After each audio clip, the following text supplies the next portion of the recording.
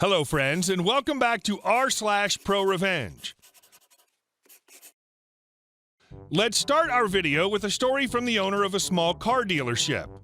But before we begin, don't forget to subscribe to our channel if you're new here and turn on notifications so you don't miss a new video every single day. Here we go.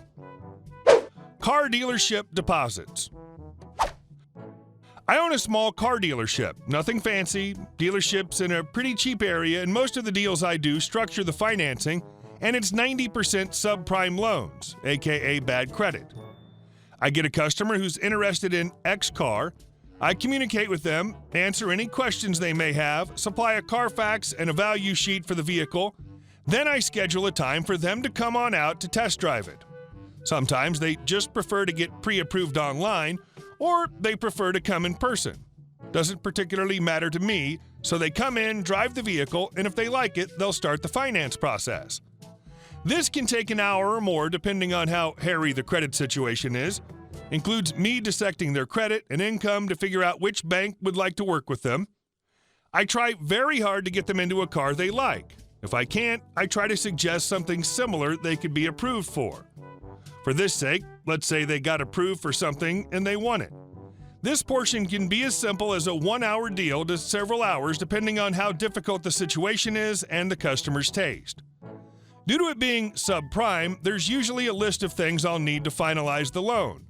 Need a couple pay stubs or bank statements to show your income, proof of where you live, full coverage, insurance, etc. Usually the customer says they need a few days to rack all this up. 50-50, they'll offer to leave a deposit, or I'll ask them for a deposit since we've already done so much and just need some homework done to finish it. Cars are ranged from 10 to 20K, some cheaper. I usually ask for a couple hundred since we just spent several hours together. I explain that this locks the deal because I'm going to remove the vehicle from the market if you leave a deposit. Essentially, the car's waiting for you. You just come back in a few days to finalize the paperwork. Usually this works out. But very often the customer will go distant, then come back 1 to 3 weeks later saying they changed their mind. If it was like a day or two, I'd offer some of the money back, but if it's been a long time, I simply can't afford to have the car off the market that long and not make any money. I'd go belly up. That doesn't fly with them, and they usually try to go into a rage by threatening the police, lawyers, and whatnot. I probably spent about 5 to 10 hours, 100% focused on this customer's paperwork and financing. I give tons of free stuff in the process. But the biggest thing again is the removal of the car from my inventory and my time spent. I've never had a single customer get their way afterwards, but it really messes me up mentally how people think it's okay to give a small business money for a service and goods, then think it's okay to change your mind after 1 to 2 days of work have been focused on them. And our second story. New director tries to throw their weight about. This happened a few years ago before I retired.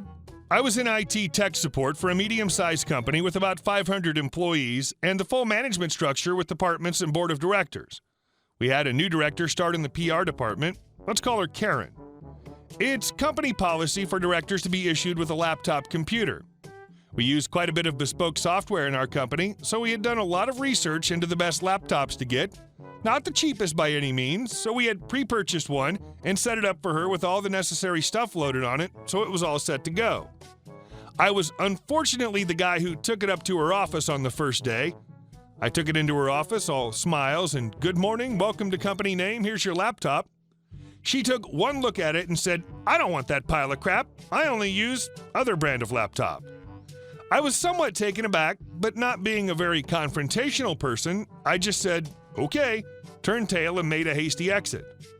By the time I got back to the IT office, she'd already been on the phone to the IT director, who'd been on the phone to my boss. My boss basically said, get her what she wants. She had specified the exact make and model of laptop, so we ordered it. It turned up in a couple days and we configured it, and I dropped it up to her to a about time or similar comment. Within days, she was on the phone to the help desk complaining it was slow, kept crashing, etc. We did the best we could, but this was exactly why we used the other brand of laptop. Eventually, she got fed up and called the IT director to complain we were all incompetent. He told her in no uncertain terms that the problem was her and her insistence in overriding the IT department's decision. She then asked for one of the regular laptops, and he told her that the one we had for her had been allocated to somebody else, and it'd be a minimum 6-week wait for a new one. After the 6 weeks was up, I took her the exact same laptop that I'd taken before. It had been sitting on the shelf in our storeroom all that time. After that, we hardly had a peep out of her. The only thing that could make this story better is she had to reimburse the company for all the expenses associated with the requested laptop. And our next story. Long revenge on my mother-in-law. Background. My wife has 2 sisters. Her father passed away, and he was a very intelligent and kind person that I looked up to. Years after his passing, mother-in-law is still alive and doing horribly. Mother-in-law has always been a difficult person. Maybe straight up B would be more appropriate. Used to cheat on her husband, even taking my wife, then 4 or 5 years old, with her to meet and bleep other guys. They were from a small town and moved to a bigger city when the problem got too much to handle for my father-in-law. He had an old school mentality and didn't want to leave his wife, even though he knew about her many affairs, because he took on the responsibility of 3 daughters. Everything he did was only for his daughters, and mother-in-law became also a hidden alcoholic in time, hiding beers and wine through the house and finding a pretext to go out to her car where she could drink more. She fought endlessly with my wife, who's older, now 33, threw her out of the house, made her sleep on benches, in the car later, screaming, hair-pulling, just being a complete B without reason.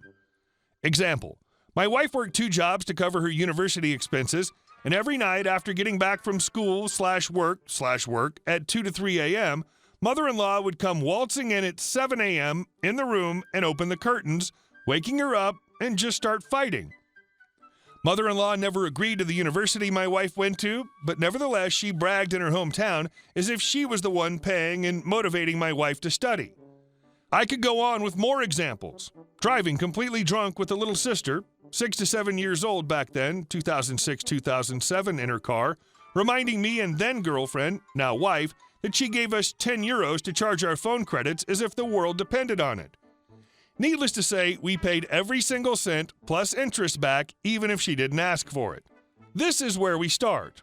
My wife's family moved to another country in 2002. Mother-in-law couldn't stand me from the get-go. Spoke to my mother about breaking us up. I was 16, my wife 17 when we met. She's always against us, even as we moved in together for the first time, and this was not a teenager flick anymore. Would start fights with me about my family and the work I do. I started in construction when I moved out of the country to be with my then girlfriend. Years go by and we move from this city, where mother-in-law and the rest of the family reside. Not far, about 150 miles, but to better jobs and a nicer place. This is 2007 already. 3 years passed by, and during these years, I slowly planted the idea that her middle sister could also move here with us. We could search for a job for her, ask her to pay only a part of the rent after she works for 2 months. 2010 comes, and the middle sister's not happy. She's the one fighting with her mother now, so of course she wants out. So again, I bring it up with my wife and insist that we can't let her mother ruin everything. Both agree, and the middle sister moves in. We find a job, and she likes the place, the pay, even falls in love with her now husband. She's really happy and laughing all the time. Needless to say that my mother-in-law is destroyed.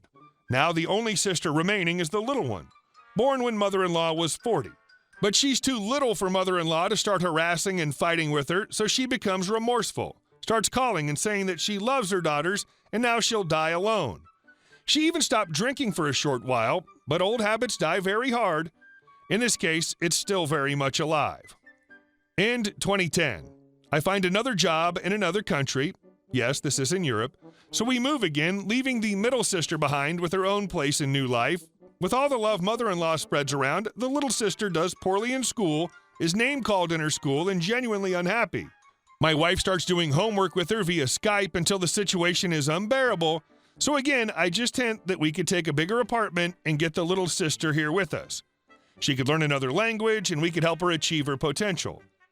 I asked the little sister what she thought about this idea, and she's thrilled. But I repeated myself that this is only an idea to get her head thinking already in March.